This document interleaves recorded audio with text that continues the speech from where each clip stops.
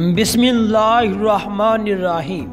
Islamic वज़ाइफ library के मोहतरम नाज़रीन ग्रामी अस्सलामु अलैकुम। नाज़रीन ग्रामी, आज मैं आपके साथ मुफलिसी का हल, गुर्बत व तंग दस्ती का हल, नबी पाक सल्लल्लाहु अलैहि वसल्लम की पाक हदीस से बताऊंगा।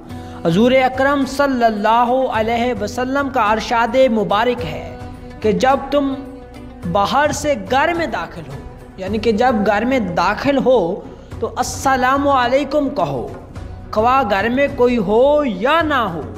और फिर एक बार सूरत इखलास यानी कुल हुवल्लाहु अहद पूरी सूरत पढ़ ले।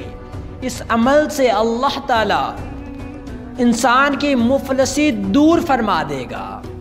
हज़रत सहेल रज़ी अल्लाह ताला अन्हो फरमाते हैं कि एक मुफलिस शख्स ने यही अमल किया तो अल्लाह ताला ने उसे इस कदर गनी कर दिया कि वो अपना माल पड़ोसियों और गरीबों और दोस्तों में तकसीम करने लगा।